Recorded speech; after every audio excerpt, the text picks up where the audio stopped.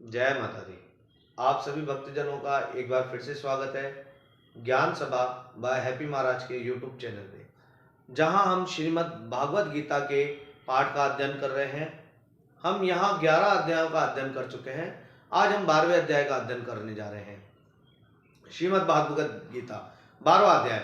अर्जुन जी ने पूछा, इस प्रकार जो भक्त सदैव योग युक्त होकर अपनी उपासना करते हैं, जो व्यक्ति पार ब्रह्म को भजते हैं, इन दोनों में कौन सा सर्वश्रेष्ठ योगी है? भगवान श्री कृष्ण से अर्जुन सवाल कर रहे हैं। भगवान श्री कृष्ण ने बोले, जो मेरे विषय में मन लगाकर श्रद्धा पूर्वक मुझको भजते हैं वह उत्तम योगी है। जो सिर्फ भगवान के बारे में विचार करके भगवान में श्रद्धा भाव पूर्ण रूप से भगवान पे भरोसा रख के भगवान को भजते हैं, भगवान क्या कहते हैं, वही लोग मुझे पाते हैं। परंतु जो इंद्रियों को संयम करके सर्वत्र समदृष्टि रखने वाले, सब प्राणियों के हित में लगे हुए रहते हैं, जैसे दूसरों की तकलीफ में उनको सहायता देने वाले, अपनी इंद्रियों को वश में करने वाले, किसी का बुरा नहीं सोचने वाले, कोई बुरी चीज नहीं करने वाले, अकथनीय न करने वाले, अव्यक्त सर्वव्यापी अचिंतनीय निराकार अचल ध्रुव अक्षर का भजन करते रहते हैं, वे सब भी मुझे ही पाते हैं। यानी भगवान कहते हैं, वो जो मेरा पूर्ण स्वरूप भाव से मेरा स्मरण करते हैं वो भी पाते हैं, और जो अपनी इंद्रियों को वश में करके जो व्यक्ति विशेष दूसरों की सहायता करते हैं, दूसरों को तकलीफ नहीं देते, किसी को कोई अशोभनीय शब्दों का उपयोग नहीं करके किसी का मन दुखाते, वह भी मुझे पाते हैं।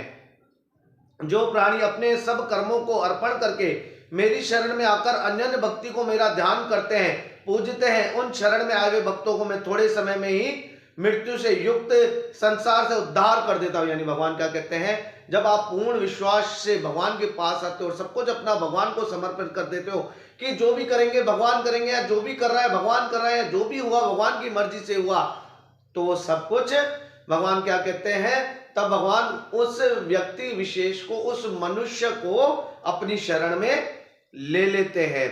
यदि इस प्रकार तुम मुझ में अपने चित्त को लगाने में समर्थ न हो तो अभ्यास योग द्वारा हमारे पाने के लिए बारंबार यत्न करो। मैं बार बार यही चीज समझा देता हूं कि योग साधनाओं से, ध्यान से, मेडिटेशन से आप संपूर्ण रूप से भगवान को अपना समर्पण दे दो, तो भगवान आपको अपने पास या अपना पार्षद या अपना प्रिय भक्त बना के रखते हैं। यदि अभ्यास भी न करो तो भी मेरे उद्देश्य से व्रत आदि ही करो, यानी अभ्यास भी नहीं करो तो व्रत करो, नियम करो, तो भगवान कहते हैं वो भी मुझे पा लेते हैं।